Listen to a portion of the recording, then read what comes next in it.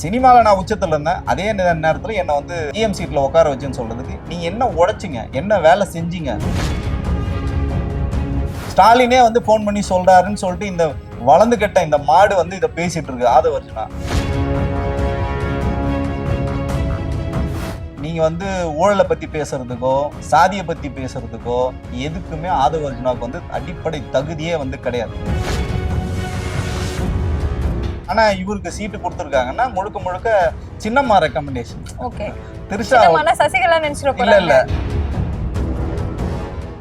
வீடுதோறும் அரசு சேவைகள், மருத்துவம் தொடர்ந்திட ஸ்டாலின் தொடரட்டும், தமிழ்நாடு வெல்லட்டும். குளு குளுன்னு காத்து வீசுது. உங்கள் சத்யாவில் குளு குளு ஏசி ஆஃபர். சத்யா பேர் என்ன?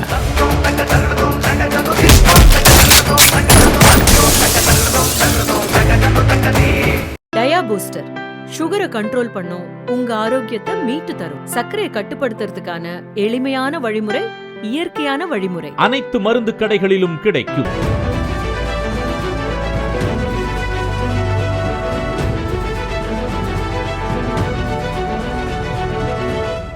கம்ப்ளைண்ட் இருக்கக்கூடிய வேட்பாளர்கள் எல்லாமே மாற்ற போறதாகவும் ஒரு தகவல் வெளியாகி இருக்கு. கிட்டத்தட்ட 7-8 வேட்பாளர்கள் மாற்றம் செய்ய போறதாக. அது அப்போ உண்மை இல்லையா? ஒருத்தரையும் மாத்த மாட்டாங்க, ஏற்கனவே பணம் வாங்கியாச்சு. இல்ல அவங்க மேல வழக்கு இருக்கு, கைது செய்ய போறாங்கன்னா அவங்க எப்படி நிக்க முடியும் ஜெயிலுக்குள்ள இருக்கிறவங்க? இவரு மட்டும் விஜயோட வேட்புமனு மட்டும் உங்களுக்கு அக்செப்ட் பண்றாங்கன்னு நினைக்கிறீங்களா? பல்வேறு விவரங்களை வந்து மறைச்சிருக்காரு, சொத்து பட்டியலை மறைச்சிருக்காரு. ஏன்னா அவருக்கு வேணா தேர்தல் ஆணையம் வந்து அவங்க பாஸ் சொல்றாங்க, பிஜேபி வந்து சொல்றதுனால இவர் வேட்புமனு அக்செப்ட் பண்ணிப்பாங்க. அவரு ஜெயிச்சாலும் நாங்க ஒரு சட்டமன்றம் போக விட மாட்டோம் நாங்க சொல்றோமே. அவ்வளவு குளறுபடிகள் இருக்கு. ஜெயிப்பாருன்னு ஒரு நம்பிக்கை உங்களுக்குள்ள இருக்கு போல. இல்ல ஜெயிக்க மாட்டாருன்றது வேற. ஒரு வேளை அவர் ஜெயிச்சாலும், ஏன்னா எல்லாரும் நம்ம யார போய் பார்த்தாலும் விஜய்க்கு தான் ஓட்டு போடும், விஜய்க்கு தான் ஓட்டு போடுன்னு சொல்றாங்க இல்லைங்களா? அவர் ஜெயிக்கிறதுக்கான காரணிகள் எங்கேயுமே கிடையாது. உங்களுக்கு வந்து பெரம்பூர்லயும் அந்த விஷயங்கள் கிடையாது, திருச்சி கிழக்குலயும் வந்து இல்ல. ஒரு வேளை இவங்க வந்து எல்லாருமே விஜய் வந்து முதலமைச்சர் ஆயே ஆகணும், முதலமைச்சர் அவர் வந்து சட்டமன்றத்துக்குள்ள போகணும்னு ஒரு வேளை இவங்க முடிவெடுத்து அந்த வாக்குகள் போட்டாலும் அது செல்லாத வாக்குகள் தான். அவரு சட்டமன்றத்துக்கு போறதுக்கான எந்த சாத்தியக்கூறுகளும் இல்லை. அதுக்கான எவிடன்ஸ் எல்லாமே நீங்க வச்சிருக்கீங்கன்னு சொல்ல வரீங்க? நிச்சயமா இருக்கு. இந்த இவங்க சொல்ற மாதிரி எந்த விதமான வேட்பாளரும் அவங்க வந்து மாத்துறதுக்கான எந்த விதமான ஐடியா அவங்களுக்கு. அது என்னன்னா ஒரு நெரேட்டிவ் செட் பண்றாங்க. இப்ப எப்படின்னா உங்களுக்கு ஐநாவரத்துல கூட்டத்துல பாத்தீங்கன்னா இவங்களே பாட்டில வச்சு ஆள் அடிப்பாங்களாம். அடிச்சவனும் தாவேக்காரன், அடிபட்டவங்களும் தாவேக்காரங்க. இத வந்து திரு ஆதவர்ஜுனா சொல்றாரு, கொஞ்ச நேரத்துல வந்து சொல்றாரு, நாங்க வந்து பாத்தியா கொஞ்ச நேரத்தை தூக்கிட்டோம் வீடியோன்னு. டேய், அந்த லார்ஜிக்காரங்கிட்ட கேட்டா அவனே கொடுக்க போறான், ஃபுட்டேஜ் கொடுக்க போறான், சிசிடிவி இருக்கு. இவருன்னா பெரிய புலனாய்வு புலி மாதிரி நாங்க எடுத்துட்டோம்னு சொன்னோம். அப்ப இவர் வந்து சொல்றாரு, அந்த இடத்துல வந்து பேசுறாரு, உடனே வரும் பாருங்க, செய்தி வரும் பாருங்க, இத வந்து அடிச்சவன் வந்து தாவேக்காரன்னு சொல்லுவாங்க பாருங்க அப்படின்னா இவர் சொல்லிட்டே இருக்காரு. கார்டு வந்து ஒரு முக்கியமான ஒரு ஊடகத்துல வந்து கார்டு போறாங்க. என்ன வாசகங்கள் இவர் சொன்னாரோ அதே வாசகங்கள் அச்சு பிழையாம ஒரு முன்னணி ஊடகத்துல சொல்றாங்க. அப்போ ஊடகமும் உங்க கையில இருக்கு. முன்னாடி பாத்தீங்கன்னா நிக்கிறவங்க எல்லாம் பாத்தீங்கன்னா இப்ப நீ கால்வண்டி எல்லாமே வந்துட்டு இருக்கு. என்ன சொல்றது, சினிமால இருந்து ஆர்டிஸ்டுகளை வந்து முன்னாடி கூட்டு வந்து விஜய பார்த்து அப்படியே இவங்க பொங்குற மாதிரி, அழுகிற மாதிரி, சந்தோஷப்படுற மாதிரி, ஜூனியர் ஆர்டிஸ்ட் அவங்க வந்து ஒருத்தவங்க தான். அந்த மாதிரி கிட்டத்தட்ட ஆயிரக்கணக்கான ஆட்கள் ஜூனியர் ஆர்டிஸ்ட வச்சுதான் கூட்டத்தை வந்து கூட்டுறாங்க. அதான் சொல்றேன்னா இயல்பான கூட்டங்கள் கூடுறதுல நான் ஆரம்பத்துல இருந்தே சொல்லிட்டு இருக்கேன். சோ இதெல்லாம் பாத்தீங்கன்னா இவங்களுக்கு மிகப்பெரிய ஒரு சிக்கல் இன்னைக்கு வெட்ட வெளிச்சமா வந்துட்டு இருக்கிறது. ஜூனியர் ஆர்டிஸ்ட் தான் அப்படிங்கிறதுக்கு என்ன ஆதாரம் இருக்கு? ஏன்னா விஜய பார்த்து வரக்கூடிய கூட்டம் நம்ம எல்லா இடத்துலயும் பாக்குறோம். அது ஒரு பொய்யான பிம்பம் அப்படின்னு சொல்றது ஏத்துக்கணும்னா ஒரு ஆதாரம் வேணும் இல்லையா? நடிகர் சங்கத்துல உறுப்பினர் இருக்காங்க, அவங்க வந்து அந்த அட்டை வச்சிருக்காங்க. இதை விட உங்களுக்கு வேற என்ன சொல்லுவோம்? நடிகர் சங்கத்துல அவங்க ஜூனியர் ஆர்டிஸ்டா இருக்காங்க. அந்த அம்மா அவங்கள நம்ம தப்பு சொல்ல, பணம் கொடுத்து கூட அவங்கள வர வச்சிருக்கோம், நம்ம தப்பு சொல்ல.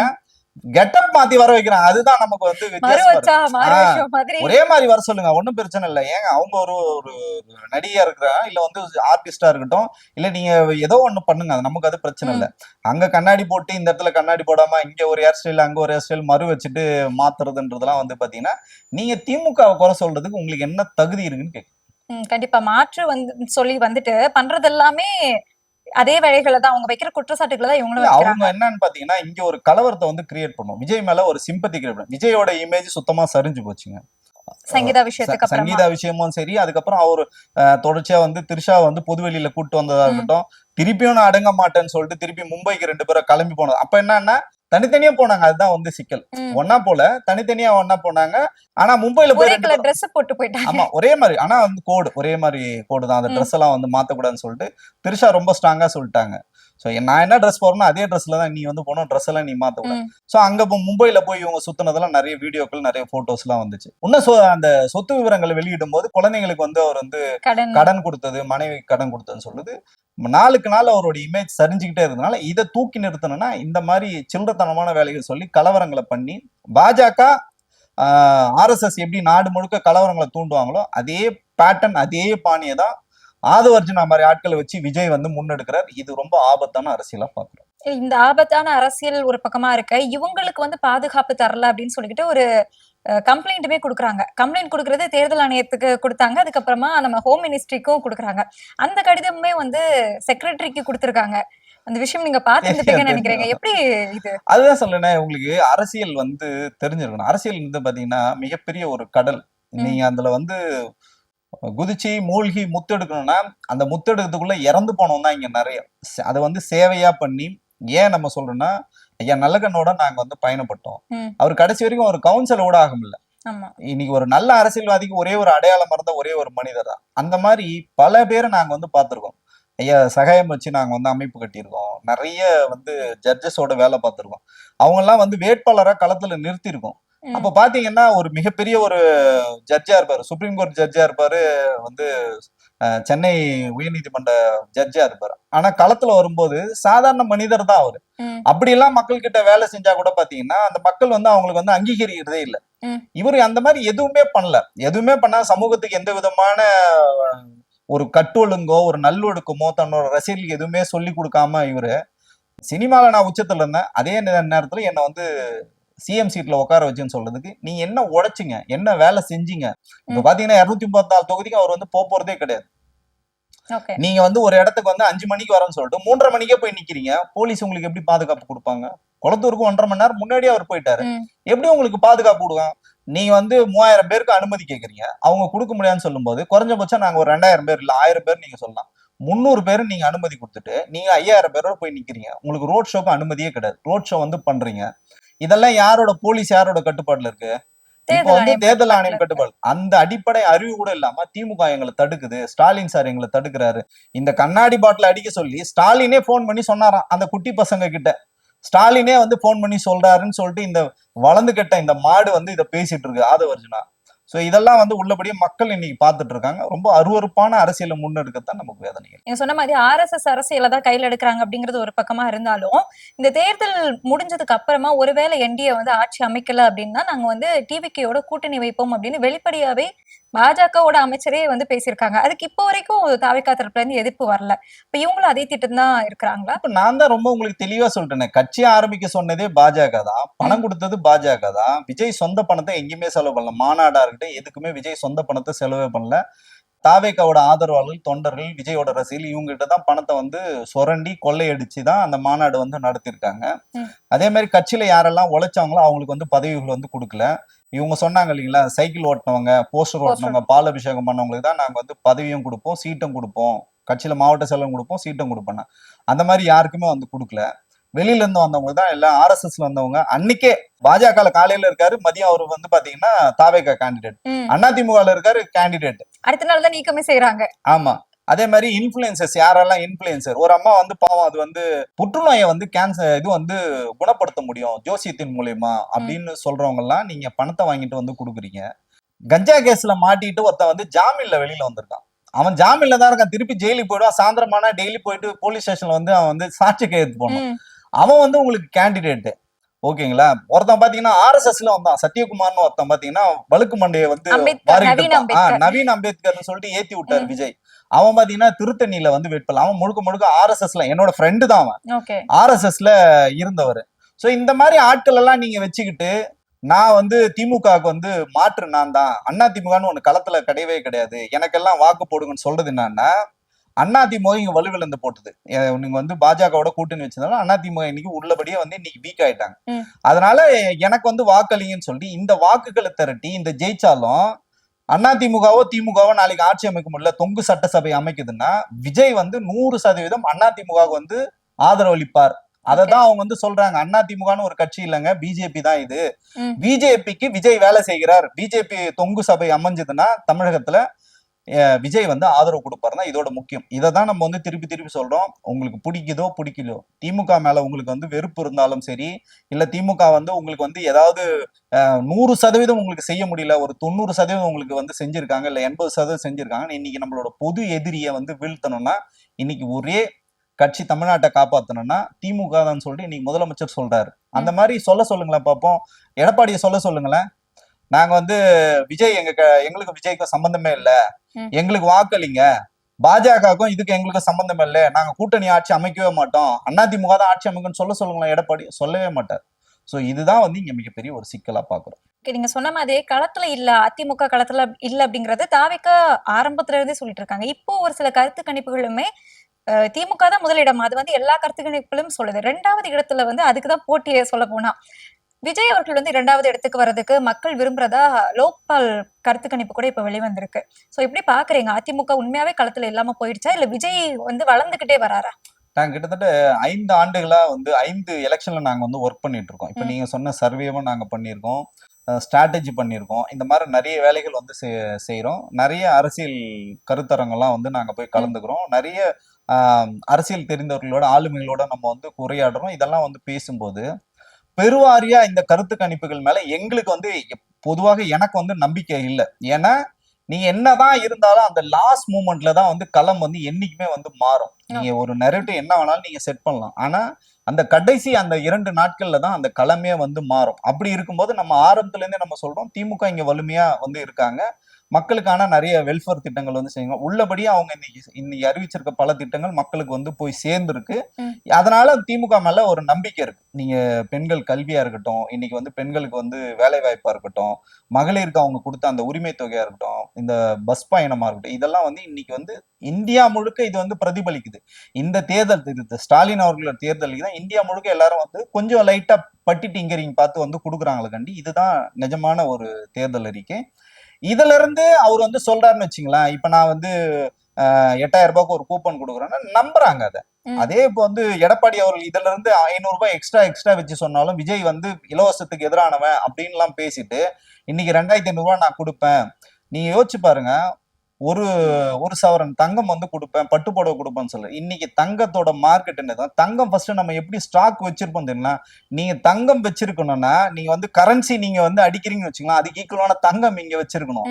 அந்த அடிப்படை அறிவே வந்து இவருக்கு வந்து கிடையாது. ஒரு மாநில அரசாங்கம் தங்கத்தை ஃபர்ஸ்ட் வாங்க முடியாது, அது எதுவுமே இவருக்கு தெரியாது. அதே மாதிரி இவர் சொல்ற அந்த கேஸ் வந்து மாநில அரசாங்கம் கொடுக்க முடியாது, இதெல்லாம் மத்திய அரசாங்கத்தோட கட்டுப்பாடுல இருக்கு.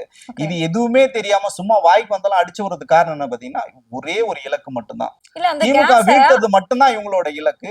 அது இங்க எடுபடாதுன்னு தான் நம்ம வந்து பாக்குறோம். கேஸ் வந்து விஜய் மட்டும் தரேன்னு சொல்லல, எடப்பாடியும் தான் 3 கேஸ் வந்து வருஷத்துக்கு தரேன்னு சொல்லியிருக்காரு. அப்ப அவருக்குமே அந்த அரசியல் தெரியலன்னு சொல்றீங்களா? அதான் இதெல்லாம் யாரோட அரசியல்னா ஆர்எஸ்எஸ் அரசியல். அதனாலதான் திரும்ப சொல்றோம் இது ஆர்எஸ்எஸ் அரசியல். ஏங்க இன்னைக்கு வரைக்கும் மோடி அவர்கள் சொன்னாருங்க, எனக்கு 100 நாள் வாய்ப்பு கொடுங்க, அந்த 100 நாள்ல வந்து இந்தியாவை நான் தலைகீழா மாத்த போறேன், கருப்பு பணத்தையே நான் ஒழிச்சிட போறேன்னு சொன்னார் இல்லைங்களா? இதை ஒழிக்கும் போது ஒவ்வொரு அக்கௌண்ட்லயும் 15 லட்ச ரூபா நான் வங்கி கணக்குல செலுத்துவேன்னு சொல்றாங்க இல்லையா? இன்னைக்கும் அந்த காணொலி இருக்கு, நிறைய பேர் உருட்டுறாங்க. அப்படி அவர் சொல்லவே இல்லை, அவர் சொன்னதுக்கான ஆதாரம் என்கிட்ட இருக்கு. அப்படி சொன்ன பிரதமரை வந்து ஓடோடி போய் வரவேற்ற ஒரே தலைவன் வந்து யாருன்னு பாத்தீங்கன்னா விஜய் தான் போயிட்டு மோடி அன்னைக்கு நேர்ல போய் சந்திச்சுட்டு இந்தியா வந்து ஒளிர போகுது, அதோட சாதக பாதங்கள் கூட எதுவுமே தெரியாது, விவாதமே வர்றதுக்கு முன்னாடி போய் விஜய் வந்து ஆதரிச்சார். நல்ல விஷயம் நடக்குது, கருப்பு பணமே இந்தியா விட்டு ஒளிப்போது. எங்க கருப்பு பணம் ஒளிஞ்சது? இப்ப நான் சொல்றேன், அந்த சரத் இன்ஃபுளுசரு கள்ள நோட்டு கூட அடிச்சிருக்காங்க அந்த பையன். சொல்லுதெல்லாம் உண்மையில வந்து ஆமா, சொல்லுதெல்லாம் உண்மையில. அப்ப நீங்க யாரெல்லாம் நீங்க வச்சு கட்சியை நீங்க வழி நடத்துறீங்க சொல்லுங்க. அது சொல்றேன், இப்ப நாங்களே பேசுறேன்னா என்னோட நோட் போட்டோ போடுறானுங்க, நான் நிர்வாணமா இருக்க மாதிரி யாரோ என்னோட ஒரு ஃப்ரெண்டோட நிர்வாணமா இருக்க மாதிரிலாம் போட்டோ எல்லாம் வந்து அனுப்புறானுங்க. நான் சொன்ன புதுசா ஏதாவது ட்ரை பண்ணுங்க தம்பின்னு நான் சொல்லிட்டு வந்தேன். எனக்கு வந்து ஒரு கால் வந்தது, எடுத்த உடனே பேசுறாங்க, ஒரு வந்து பெண் வந்து பேசுறாங்க, சொல்லுங்கன்றான். உடனே என் புகைப்படம் இருக்கு, அவங்க என்னோட நண்பர் ஒருத்தவங்க Facebookல இருக்கிறவங்க யாரெல்லாம் தேடுறாங்க, ஒரு அழகான பெண் போட்டோ எடுத்து நாங்க 2 பேரும் ஒன்னா இருக்கும் போது ஒரு புகைப்படத்தை போறாங்க. நான் சொன்னேன், சரி தம்பி, இன்னும் ஏதோ பெட்டர் லக் என்ன சொல்லுவாங்க பெட்டர் லக் நெக்ஸ்ட் டைம், நல்ல வேற ஏதாவது ட்ரை பண்ணுங்க தம்பி, அப்படின்னு சொல்லிட்டு நம்ம வந்து கடந்து போறோம். எதுக்கு இதை சொல்ல வரேன்னா, தாவேக்காவோட ஐடி விங்கே இந்த வேலைகளை வந்து செய்யறாங்க.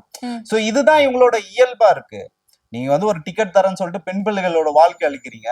உனக்கு வந்து கட்சியில பதவி தரேன்னு சொல்லிட்டு பல இளைஞர்களோட பணத்தை வந்து வாங்கிட்டு இன்னைக்கு அவங்க வாழ்க்கையில நீங்க அழிச்சிருக்கீங்க. விஜய்க்காக பேசின, விஜய்க்காக உழைத்த, விஜயே நாங்க வந்து தலைவரை ஏத்துட்டு சமூக ஊடகங்கள்லும் சரி விஜய்க்காக வேலை செஞ்சு எங்களை வந்து நீங்க இந்த மாதிரி அவமானப்படுத்துறீங்க. ஆனா இதெல்லாம் விட்டுட்டு ஃபேமிலிக்கு நீங்க எதுவுமே பண்ண மாட்டீங்க. பெத்த அப்பா அம்மாவுக்கு பண்ண மாட்டீங்க, குழந்தைக்கு பண்ண மாட்டீங்க, எதுவுமே பண்ண மாட்டீங்க. RSS கிட்ட அடிமையா இருந்துட்டு பிஜேபி கிட்ட பணம் வாங்கிட்டு இந்த மாதிரி செய்வீங்க. ஆனா நான் புதுசா ஒரு கவர்மெண்ட்டை நான் வந்து அமைச்சிடுவேன், மக்களுக்கு நான் நல்லது பண்ணுவேன் அப்படின்றது புது சகபாதத்தை உருவாக்க புது சகாப்தத்தை வந்து எப்படி உருவாக்காருன்னு தெரியல. இது முழுக்க முழுக்க அயோக்கியத்தனமான அரசியல். இந்த அரசியல் தமிழ்நாட்டுல எடுபடாது. நீங்க எங்க வட இந்தியால போய் நிச்சயமா நீங்க இந்த பருப்பை வித்தீங்கன்னா அந்த பருப்பு சேலம், உங்க பருப்பு இங்க வேகாதுன்னு தான் நம்ம வந்து சொல்றோம். தாவேக்காவோட வேட்பாளர்கள் 234 தொகுதிக்குமே கிடைக்கல அப்படின்னு சொல்ல பட்சத்துல 234 போட்டிருந்தாங்க. இப்ப பார்த்தோம்னா ஒவ்வொன்னா அவுட் ஆயிட்டு இருக்கதை நம்ம பார்த்துட்டு இருக்கோம். ஒவ்வொருத்தங்க மேலயும் வழக்குப்பதிவு வரிசையா வந்துகிட்டே இருக்கு. என்ன நடக்குது? வேட்பாளர்கள்லாம் யாரு? இப்ப பாத்தீங்கன்னா திரு விஜய் அவர்கள் வந்து சினிமாவில் அந்த காலத்துல இருந்து அவர் வந்து ரசிகர்களை வந்து கொண்டாடியவர்கள். அதுக்கப்புறம் பாத்தீங்கன்னா ரசிகர் மன்றமா வந்து வந்தது.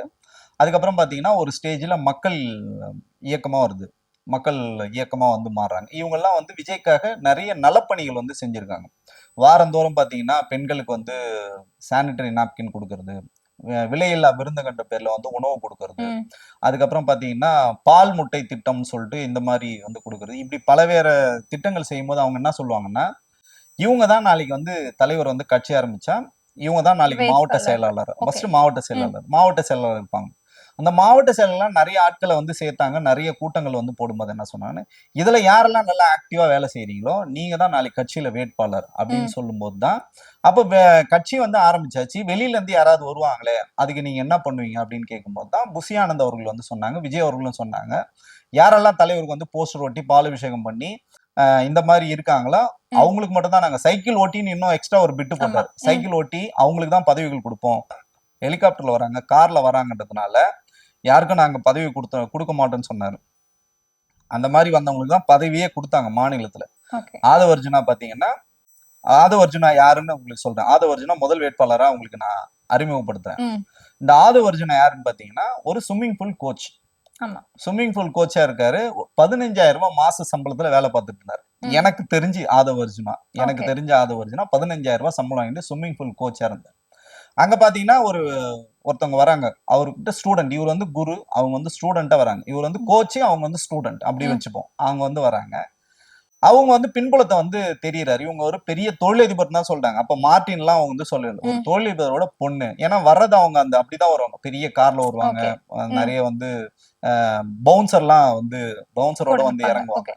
அப்போ வந்து இவருக்கு வந்து தெரியுது, அவங்க மேல ஆர்வமா இருந்து கேட்கும்போது இவர் வந்து மார்டின் அவரோட மகள் அப்படின்னு சொல்லும்போது ஓ சரின்னு சொல்லிட்டு இவர் என்ன பண்றாருன்னா, இப்போ மேடையில அழுதா இருப்பாருங்க, தாரத்தாரியா அழுதா இருப்பாருங்க, அம்மா ஜாதி அது ஒரு பெரிய டிராப், அது ஒரு பெரிய ஸ்டோரி. அதை நான் சொல்றேன் நான், அதுக்கு முன்னாடி இதை முடிச்சிடறேன். அப்போ வந்து என்ன பண்றாருன்னா, மார்டினோட மகள் தெரிஞ்சதுக்கு அப்புறம் அவங்களுக்கும் இவருக்கும் 15 ஆண்டுகள் வித்தியாசம் இருக்கு. ஏஜ் எல்லாம் மறைச்சு, எல்லாத்தையும் மறைச்சு, நான் ஒரு ஏழ்மையான குடும்பத்துல இருந்து வரேன், நிறைய எனக்கு பிரச்சனை இருக்கு அப்படின்னு சொல்லிட்டு அவங்க கிட்ட சிம்பத்தி கிரியேட் பண்ணி அப்படிதான் வந்து அவங்கள வந்து திருமணம் பண்றாரு, காதலிச்சு திருமணம் பண்றாரு.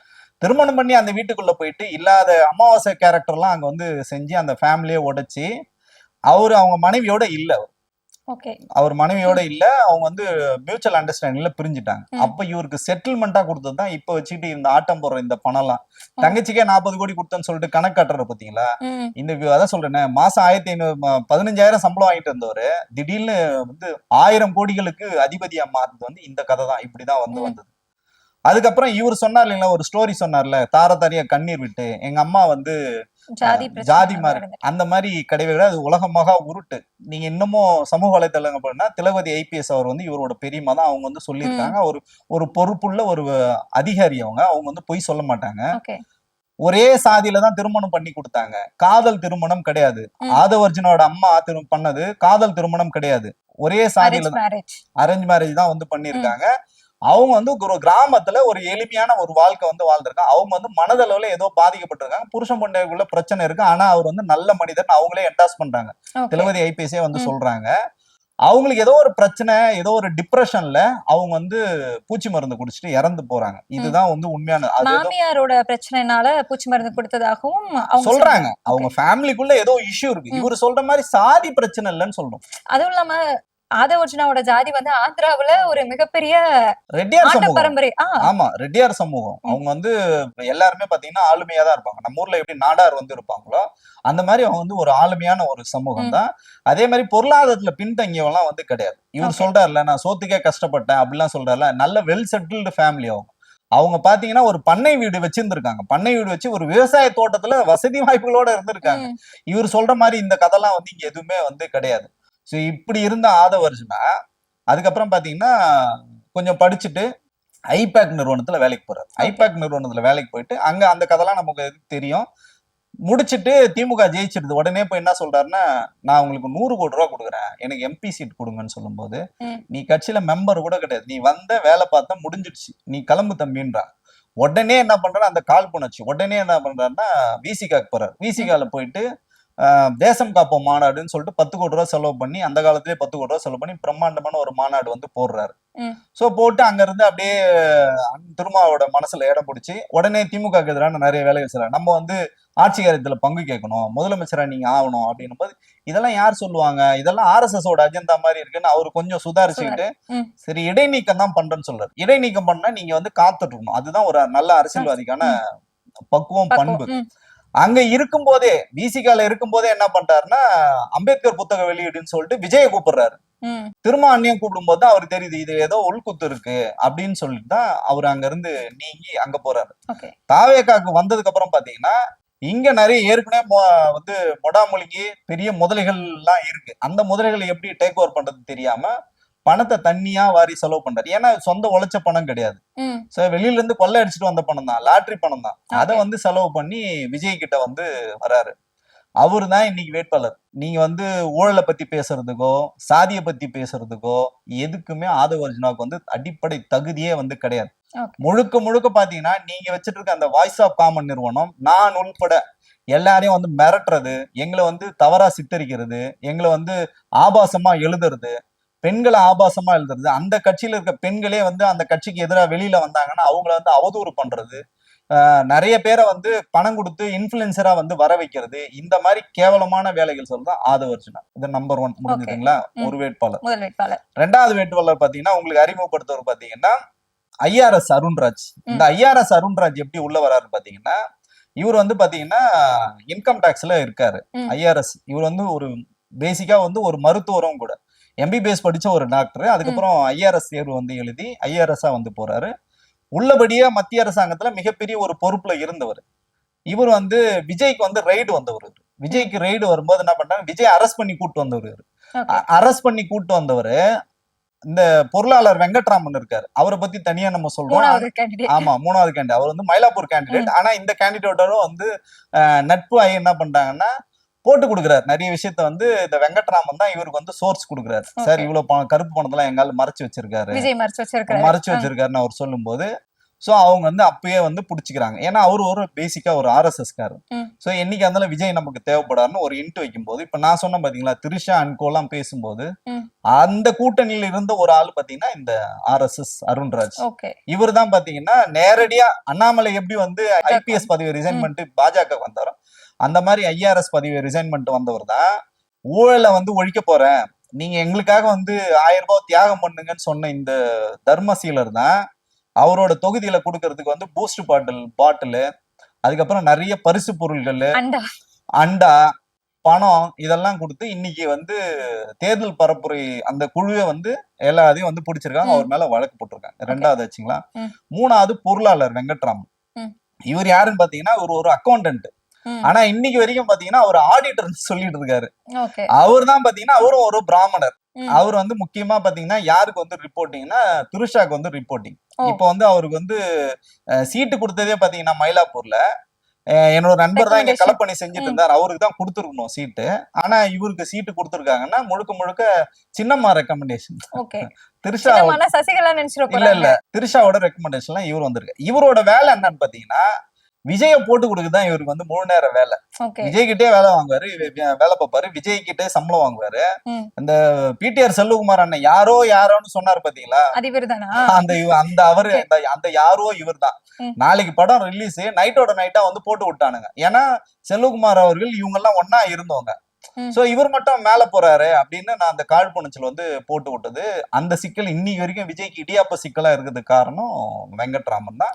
அவர் ஒரு பிராமணர் என்ற ஒரே ஒரு காரணத்துக்காக, நீங்க தான் சொல்றீங்க சமூக நீதி பேசுறீங்க, பெரியார வந்து கொள்கை தலைவரா வச்சிருக்கீங்க, நான் வந்து பிஜேபி எதிராக வால் வீசறெல்லாம் சொல்றீங்க, ஆனா முழு சங்கிய உங்க பொருளாளராகவே நீங்க வச்சிருக்கீங்க.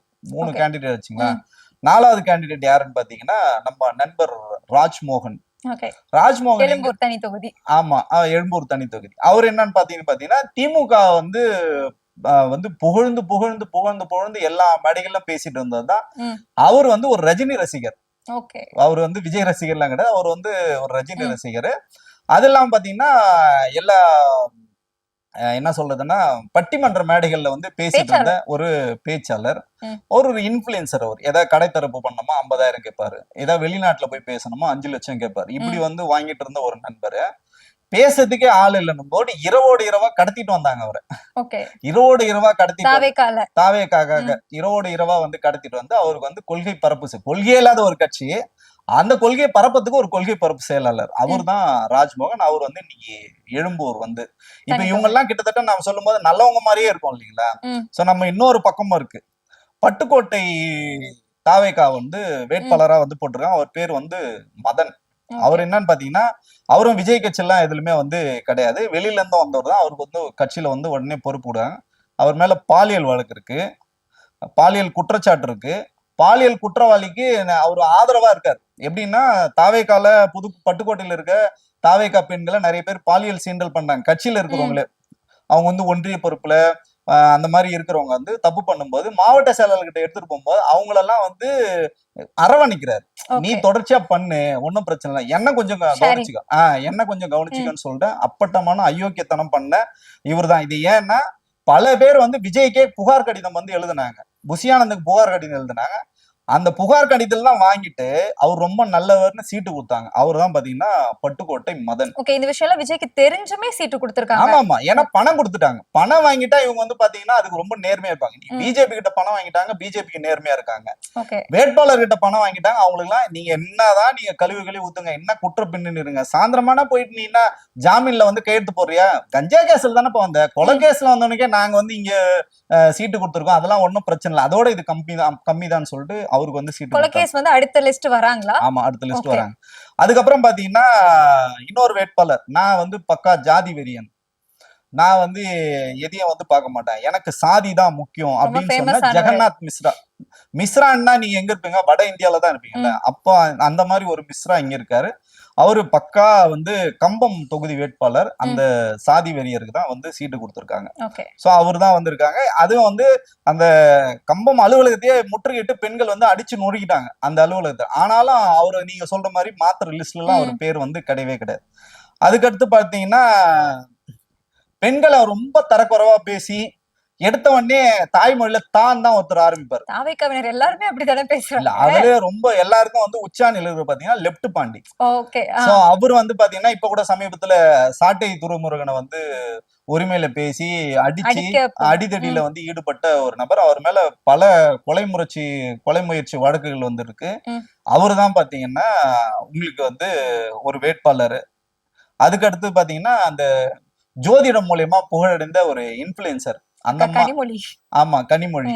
சோ அவங்களும் பாத்தீங்கன்னா கட்சியில எந்த பொறுப்புலயும் வந்து கிடையாது. கடத்திட்டு வாங்கடா, எங்களுக்கு ஆள் வேணும்டா, அந்த செல்லத்தை தூக்கிட்டு வாங்கடான்ற மாதிரி காசு கொடுத்தா போதுங்க. நாங்க எதையுமே உங்க பின்புலம் எல்லா கட்சியும் பாத்தீங்கன்னா பல்வேறு கட்சிகள் திமுக அண்ணா ஏன் பிஜேபியில கூட ஒரு வேட்பாளர் வேணும்னா பல பேர் வந்து போட்டி போடுவாங்க. குறைஞ்சபட்சம் அவங்க வந்து அவங்களோட பேக்ரவுண்ட் வெரிஃபிகேஷன் வந்து பண்ணுவாங்க. இவர் யாரு, என்ன இவரோட செயல்பாடுகள், அவரோட ப்ரொஃபைல் கேட்டு வாங்குவாங்க. அந்த மாதிரி எதுவுமே கேட்டு வாங்காம பணம் குத்துட்டீங்களா, டிடி எடுத்துட்டீங்களா, கட்டிங் குத்துட்டீங்களா, நீங்க தான் வேட்பாளர் போ அப்படின்னு சொன்ன உலகத்துல ஒரே கட்சி. எத்தனை பேருக்கு வாய்ப்பு கொடுத்து பாருங்க. எங்க அண்ணன் நீங்க வந்து குறை சொல்லிட்டே இருங்க. இவங்க எல்லாம் எங்கன்னா போனா சீட்டு வாங்க முடியுமா? பிஜேபியில கூட சீட்டு வாங்க முடியாது, தாவேக்கால சீட்டு வாங்கலாம். ஏன்னா இது பிஜேபி ஆர்எஸ்எஸ் விட பயங்கரமான ஒரு கட்சி. ஓகே. அடுத்தது பாத்தீங்கன்னா நெல்லை வேட்பாளர் பாத்தீங்கன்னா ஆர்எஸ் முருகன்.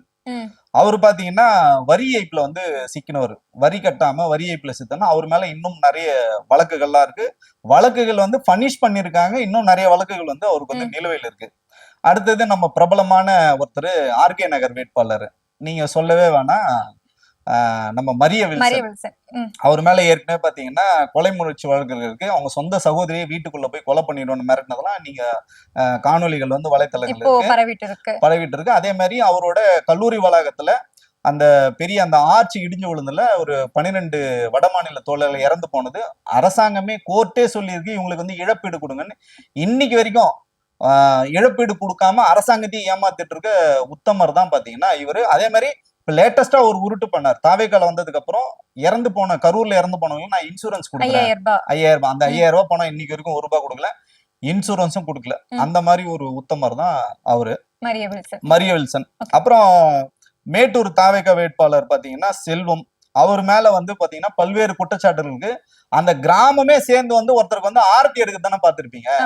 கிராமமே சேர்ந்து வந்து என் ஊருக்குள்ள வந்து உன்னை செருப்பால் அடிப்பன்னு சொல்லி அந்த கிராமமே வந்து அவர் வந்து ஊருக்குள்ள நுழையத்துக்கு கட்டுப்பாடு வந்து விதிச்சிருக்காங்க அந்த செல்வம். இந்த மாதிரி பல வேட்பாளர் இருக்காங்க. அவரு தான் வேட்பாளர். ஊரை விட்டு ஒதுக்கி வச்சுட்டாங்கன்னு சொல்லுவாங்களா அந்த மாதிரி?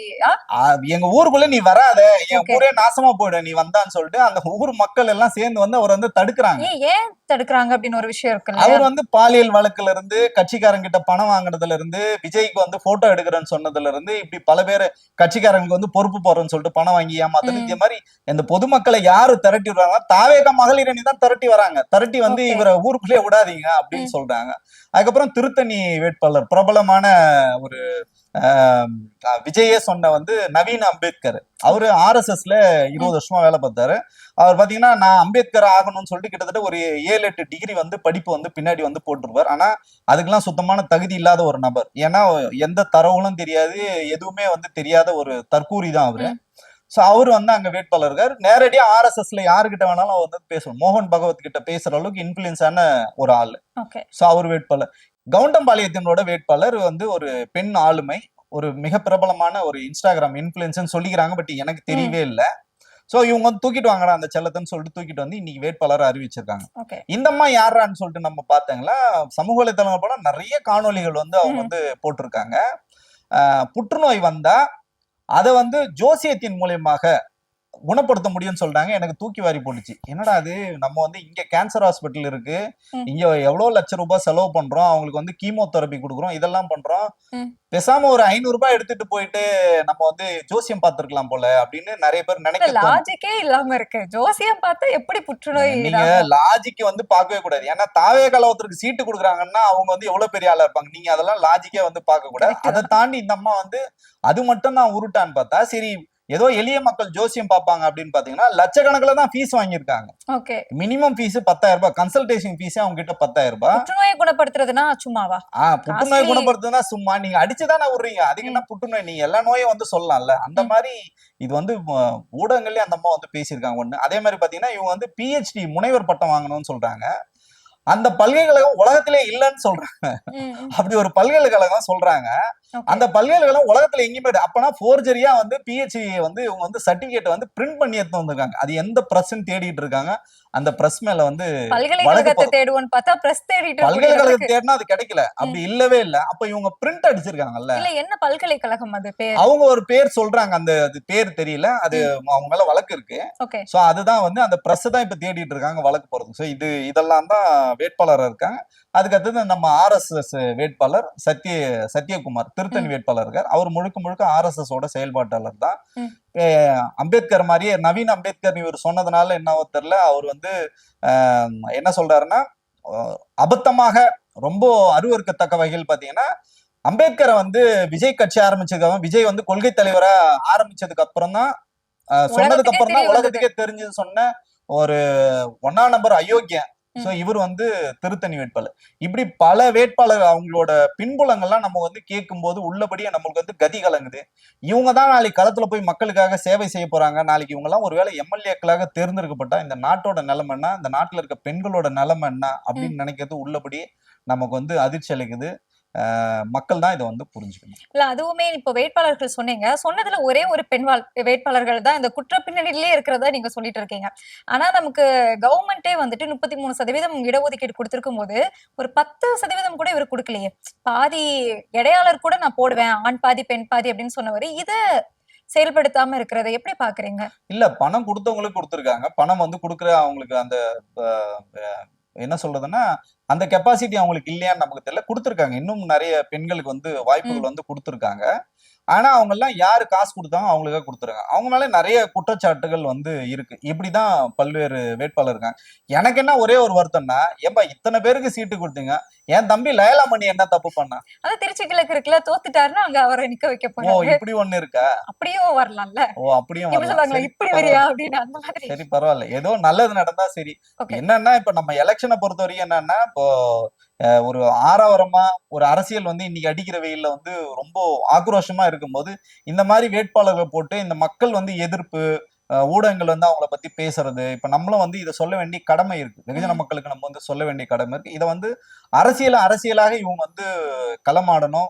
உண்மையா வந்து விஜய்க்காக உழைத்தவர்கள் வந்து குறைஞ்சபட்சம் இதுக்கப்புறமா இந்த வேட்பாளர் நீங்க சொன்ன மாதிரி வேட்பாளர் மாத்திட்டு யாராவது போட்டாங்கன்னா களம் உள்ளபடியே விஜய்க்கான களமா இருக்கும் தான் நம்ம வந்து பாக்குறோம். மத்த இந்த விஷயங்கள்லாம் வந்து வேட்பாளரோட தேர்வு இவங்க வந்து இவர் சொன்னார் இல்லைங்களா, என் கைப்பட தேர்ந்தெடுத்தேன், கவனமுடன் தேர்ந்தெடுத்தேன், தனிப்பட்ட முறையில் தேர்ந்தெடுத்தேன், அதான் அந்த மாதிரிலாம் எந்த உருட்டுமே கிடையாது. யாரு பணம் கொடுத்தாங்களோ கண்ணை முடின்னு கையெழுத்தை வந்து போட்டிருக்காரு. அப்படிதான் நம்ம வந்து பார்க்கணும்.